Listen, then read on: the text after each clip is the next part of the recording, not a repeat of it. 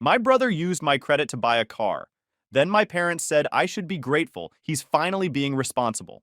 So I took my revenge. Hey, Reddit, I need to get this off my chest because, honestly, I'm still processing what happened and I'm not sure if I'm losing my mind or if my family is just that messed up.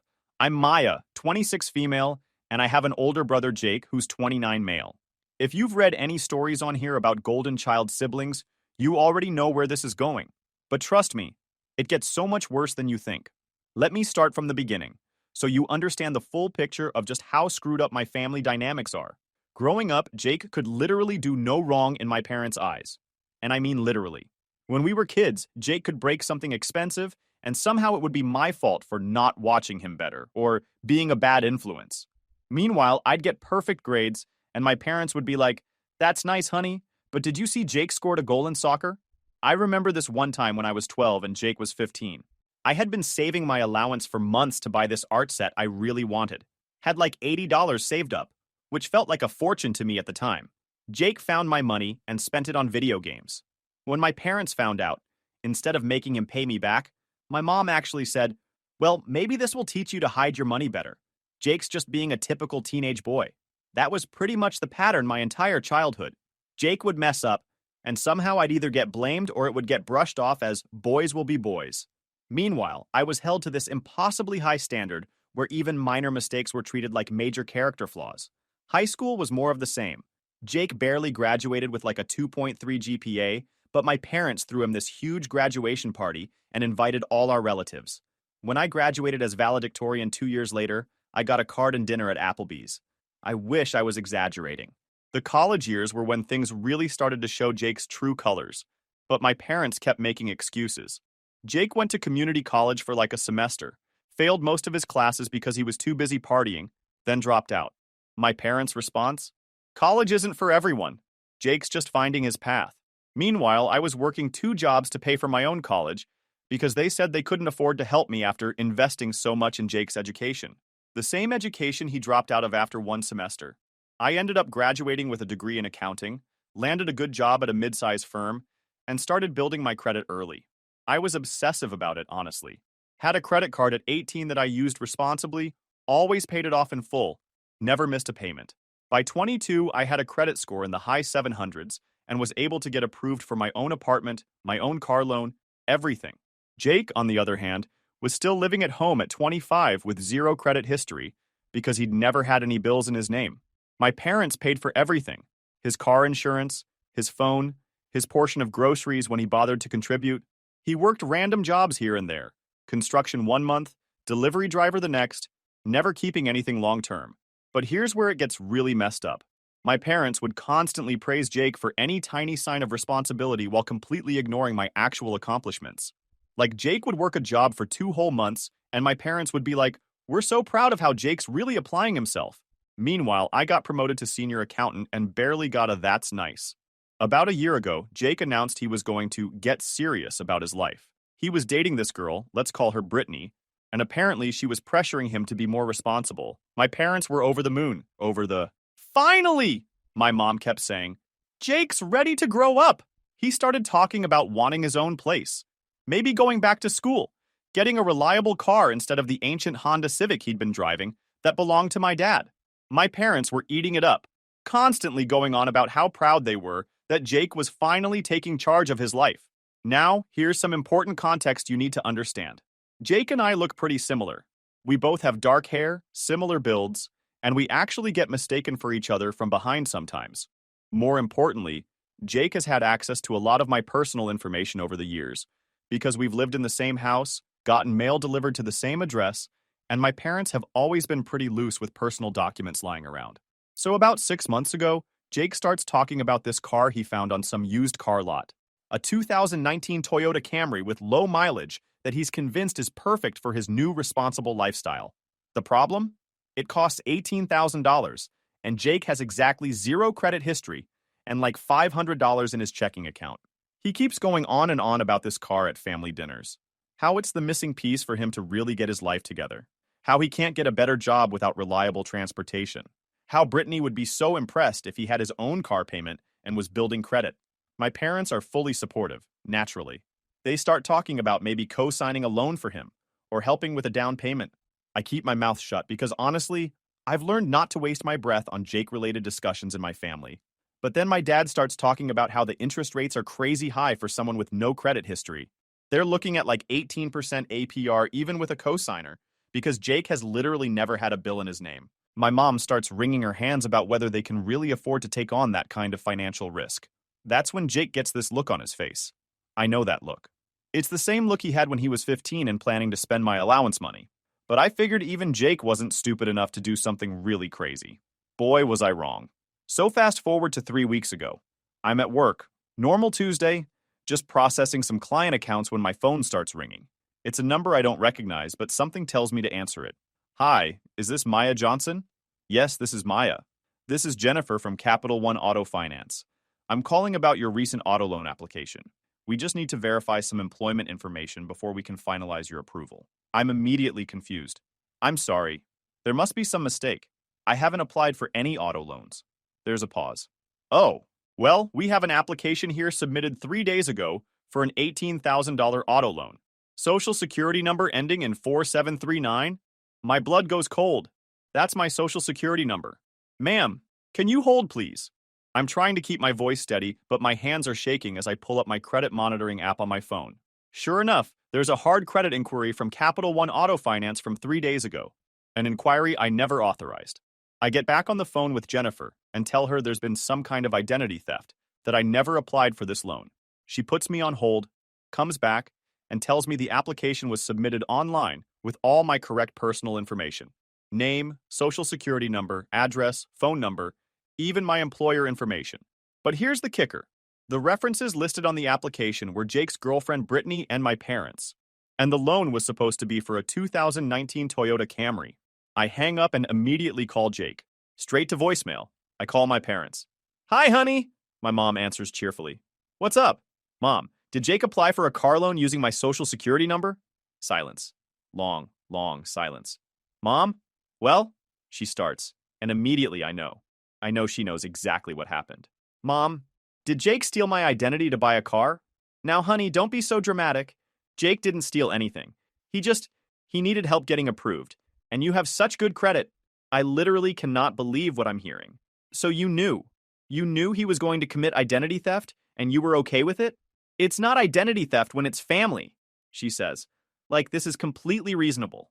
Jake was going to tell you. He just wanted to surprise you with how responsible he was being. And he's going to make all the payments himself, so it's not like it's costing you anything. I'm so angry I can barely speak. Mom, this is a federal crime. Jake literally stole my identity. And you're talking about it like he borrowed a sweater. Maya, you're overreacting.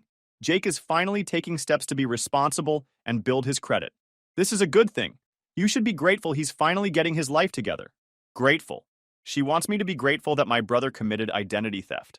I hang up and immediately call Jake again. This time he answers. Hey, sis, he says, all cheerful like nothing's wrong. What's up? Jake, what the fuck did you do? Whoa, calm down. Mom said you'd be cool with this. I'm gonna make all the payments myself, so it's not gonna affect you at all.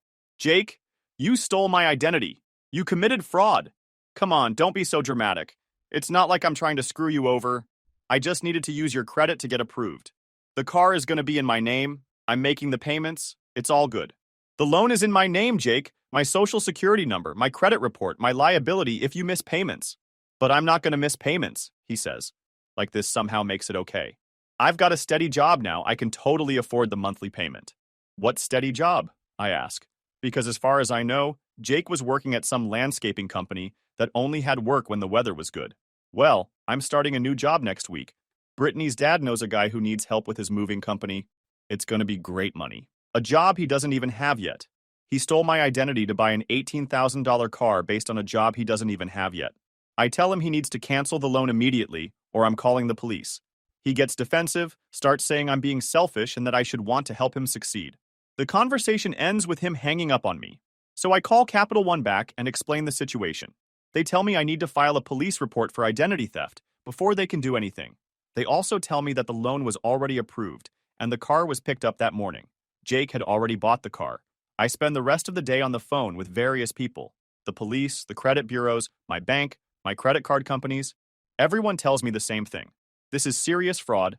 I need to file reports with everyone, and it's going to be a huge pain to untangle. The police report is particularly fun. The officer taking my statement keeps asking if I'm sure I want to press charges against my own brother. When I say yes, he gives me this look like I'm the bad guy here. That evening, my parents show up at my apartment unannounced, both of them looking all serious and concerned. Maya, we need to talk, my dad says. About Jake committing identity theft? Yeah, we do. They come in and immediately start with the guilt trip. How I'm overreacting, how Jake is finally trying to be responsible, how filing a police report could ruin his whole future. He's finally got his life on track, my mom pleads. He's got the car, he's got a job lined up, he's talking about moving out and being independent. Don't you want that for him? With my credit, I snap. He literally stole my identity. You have great credit, my dad says. One car loan isn't going to hurt you, and Jake's going to make the payments. So really, this is helping him build credit while not costing you anything. I stare at them both. Do you hear yourselves right now?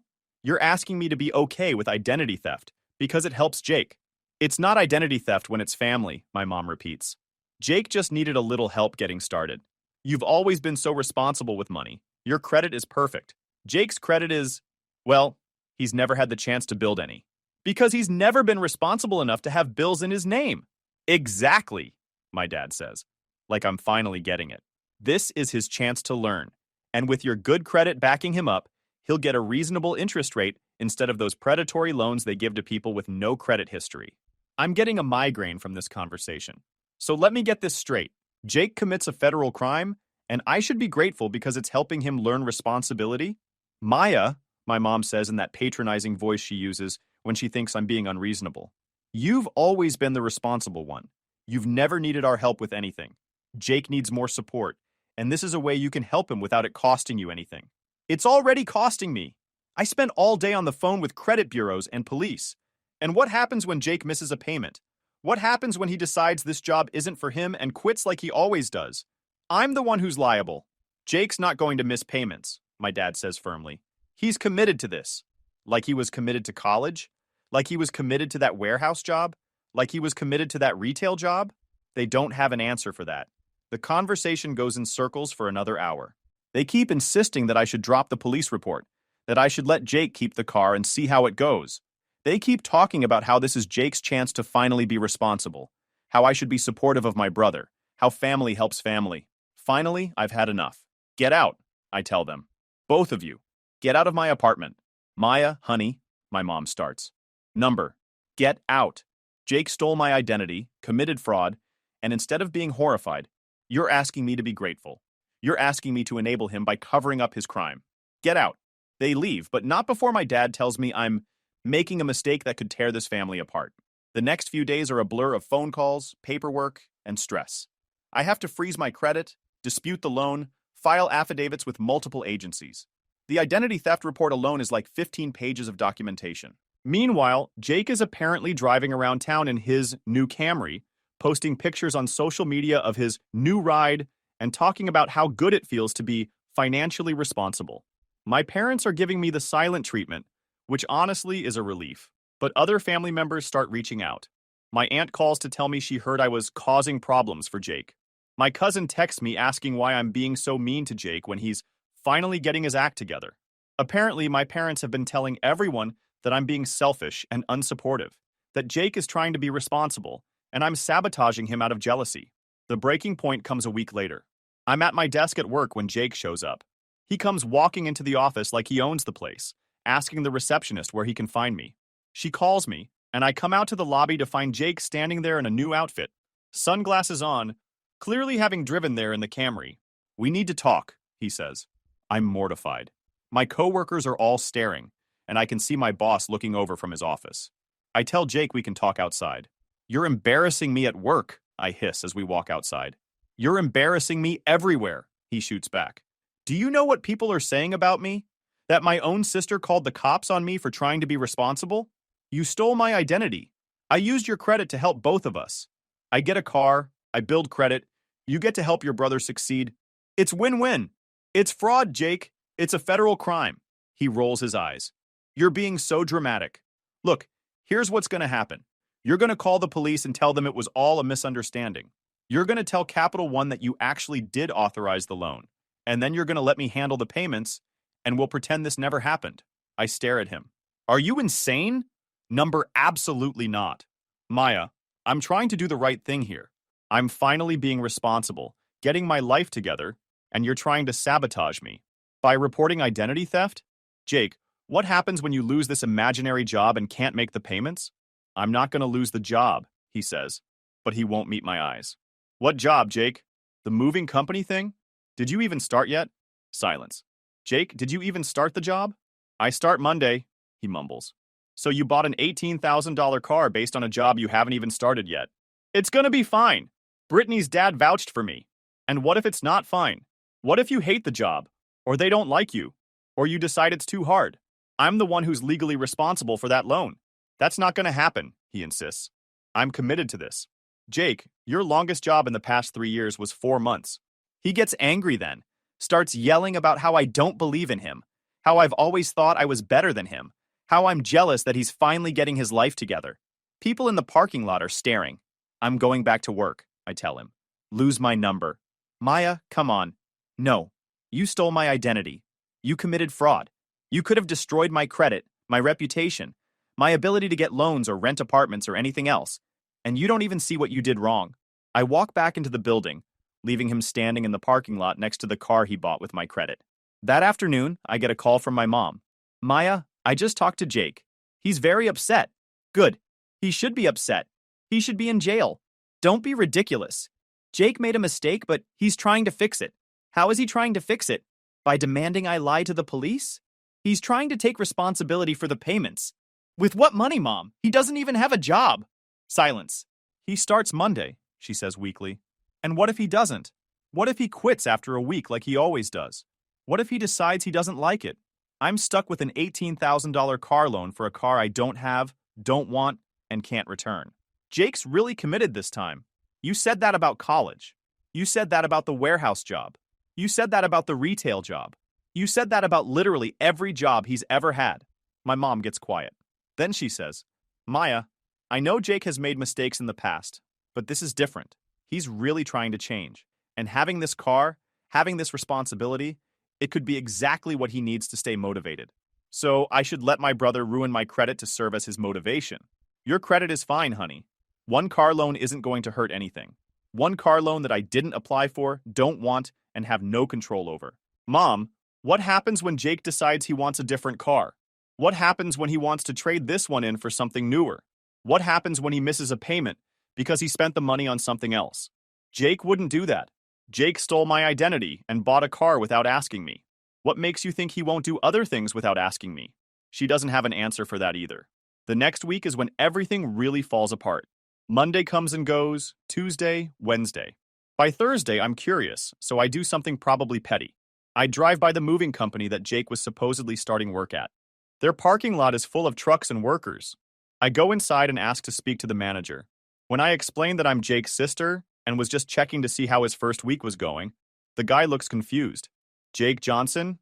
We don't have anyone by that name working here. My heart sinks. Are you sure? He was supposed to start Monday. Brittany's dad was supposed to vouch for him? The manager shakes his head. I know Brittany's dad. He's never mentioned anyone named Jake. And we're not hiring right now anyway. So Jake lied about the job. Just completely made it up.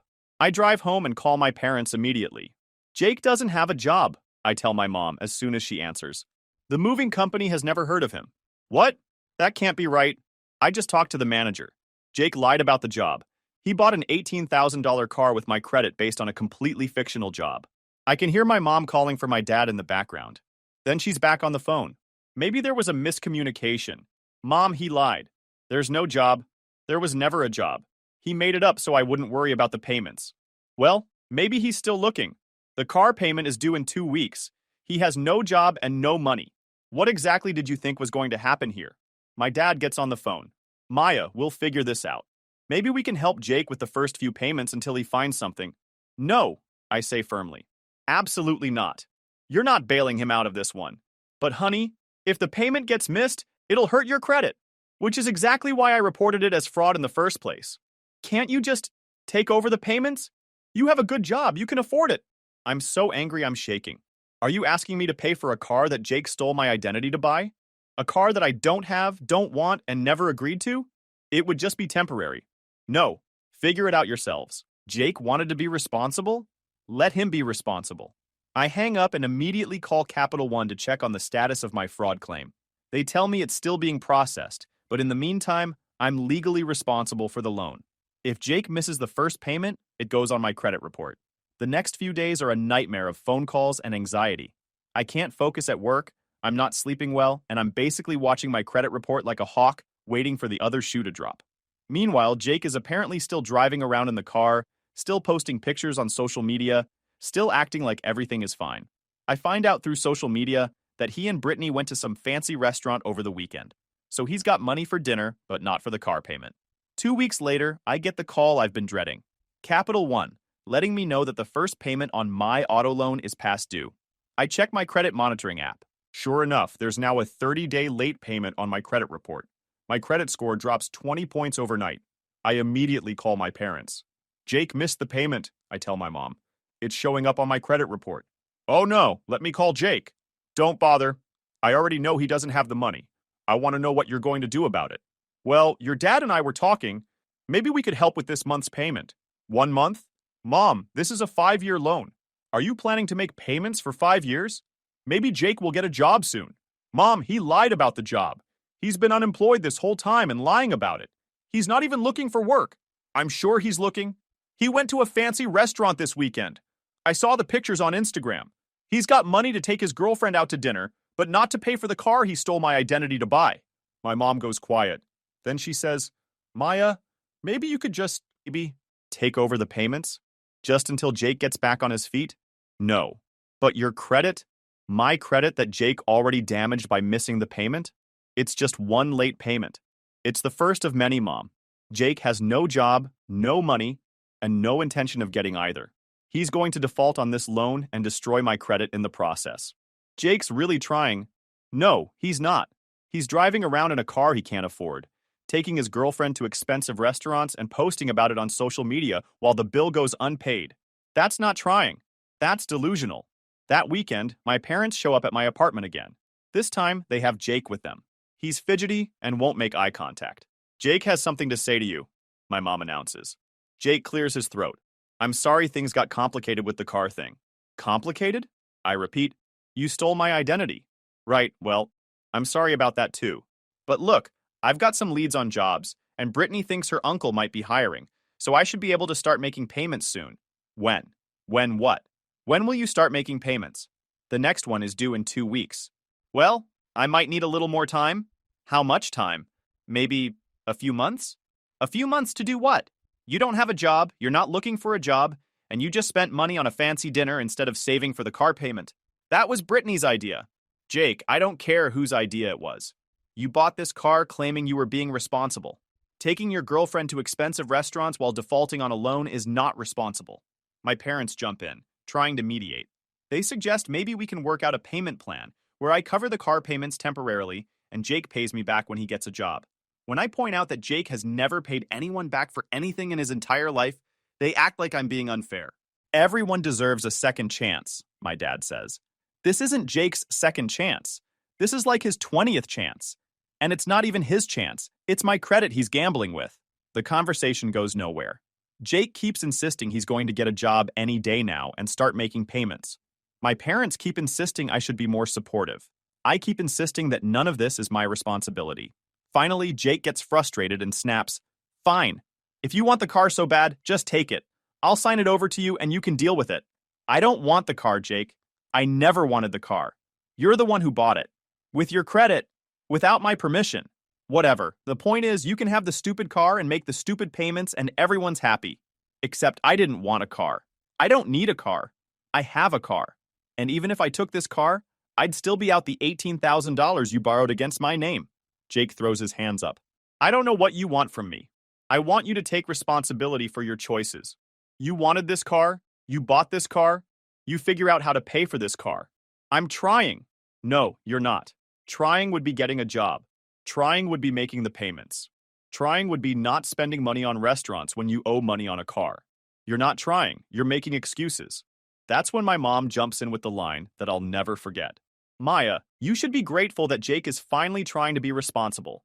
This car is a symbol of his commitment to changing his life. I stare at her. Grateful? Grateful that he stole my identity? Grateful that he's finally taking steps to build credit and be independent. He's not building credit, Mom. He's ruining mine. And he's not being independent. He's expecting me to pay for his choices. It's just until he gets on his feet. When has Jake ever gotten on his feet? When has he ever followed through on anything? You've been saying he's going to get his act together for 10 years, and he never does. He just moves from one crisis to the next, and you always bail him out. We believe in giving people chances. You believe in enabling Jake no matter how much damage he does to other people. You're asking me to sacrifice my financial security so Jake can play pretend at being responsible. My dad gets involved then, telling me I'm being selfish and unsupportive, that families help each other, that I have the means to help Jake succeed, that I should want to see my brother do well. I do want Jake to do well, I tell him. But paying for his mistakes isn't helping him do well. It's teaching him that he can make bad choices and someone else will clean up the mess. One car payment isn't going to kill you. It's not one car payment, Dad. It's 5 years of car payments. It's the risk that Jake will miss payments and destroy my credit. It's the precedent that Jake can steal my identity, and I'll just go along with it. You're being dramatic. I'm being realistic. Jake has never, not once in his entire adult life, followed through on a financial commitment. Why would this be different? The argument goes on for another hour, but nothing changes. My parents think I should cover Jake's mess. Jake thinks I should be grateful for the opportunity to help him. And I think they're all insane. After they leave, I make a decision. I call Capital One and tell them I want to pursue the fraud claim aggressively. I want the loan removed from my credit report, I want Jake prosecuted for identity theft, and I want the car repossessed. The representative tells me that because I waited to report it, even though I reported it within days of finding out, and because Jake is family, it's going to be complicated. But they'll pursue it. 2 days later, Jake calls me screaming. Apparently, Capital One contacted him about the fraud investigation and informed him that the car might be repossessed. "You're really going to do this?" he yells. "You're really going to destroy my life over money? You destroyed your life, Jake, and you tried to destroy mine in the process. I was trying to be responsible. Stealing someone's identity is not responsible. I was going to pay you back. With what money? You don't have a job. I'm looking. No, you're not. You're playing house with Brittany and posting pictures on Instagram while defaulting on a loan you took out in my name. Fine. You want the car? Take it. I'll drop it off at your place right now. I don't want the car, Jake. I want my credit cleared and I want you to face consequences for identity theft. Maya, please. This is going to ruin everything. Brittany's going to leave me if I lose the car." And there it is. The real reason Jake is panicking. Not because he feels bad about what he did to me, but because he's worried about losing his girlfriend. "Maybe you should have thought about that before you stole my identity," I tell him. "Come on, we're family." Family doesn't steal from family, Jake. That weekend, the car gets repossessed. Jake calls me crying, begging me to work something out with the loan company. My parents call me furious, saying I'm destroying Jake's chance at happiness. He finally had something good in his life, my mom sobs. He finally felt proud of himself. He felt proud of himself for committing fraud. He felt proud of himself for having a nice car and being able to take his girlfriend places. With my credit, using my name, without my permission. It's just money, Maya. It's not just money. It's my identity, my credit, my financial security, my trust. Jake violated all of that. He's your brother. That makes it worse, not better. The aftermath is brutal. Jake doesn't speak to me. My parents give me the cold shoulder treatment. Various family members call to lecture me about forgiveness and family loyalty. But you know what? My credit score recovers. The fraud claim gets resolved. The loan gets removed from my credit report. And I learn that I'm stronger than I thought. Jake's relationship with Brittany doesn't survive the repo, which honestly was probably for the best since it was clearly based on him having a nice car. He moves back in with my parents full time and goes back to his cycle of short-term jobs and big promises. My parents continue to enable him, but they stop asking me to participate. They've learned that I have boundaries and I'll enforce them. As for me, I'm doing great. My credit is back where it should be. I'm still at my job, actually got promoted a few months later. I bought myself a nice vacation with the money I didn't spend on Jake's car payments. And I learned something important. Wanting your family members to succeed doesn't mean you have to sacrifice yourself to make it happen. Real responsibility means dealing with the consequences of your choices, not expecting other people to bail you out. Jake's still waiting for someone else to solve his problems. I'm out here solving my own. Update. 6 months later. Hey everyone, thought I'd give you an update since a few people have been asking in DMs. Jake did eventually get another job at a call center doing customer service. It's actually the longest he's held a job in years, coming up on 4 months now. My parents are acting like he's won a Nobel Prize for showing up to work consistently. He's apparently learned his lesson about identity theft, or at least learned not to get caught. But he did try one more manipulation. About 2 months ago, he asked if I'd co-sign on an apartment lease for him, since his credit is still trashed from the car repo. I laughed so hard I almost choked on my coffee. My parents tried the guilt trip route one more time, saying Jake really has changed and deserves a chance to prove himself. I told them he can prove himself without using my name to do it. As far as I know, he's still living at home, but he's at least working and paying my parents some rent. Baby steps, I guess. My relationship with my parents has improved somewhat. They still favor Jake, but they've stopped expecting me to participate in bailing him out. Progress. And me? I'm doing amazing. Got that promotion I mentioned. Started dating someone great who thinks my Jake stories are hilarious instead of concerning. And I'm looking at buying a house next year. With my own credit. Under my own name. The way it should be. Thanks for all the support, Reddit. Sometimes you need internet strangers to confirm that you're not crazy for having boundaries with family.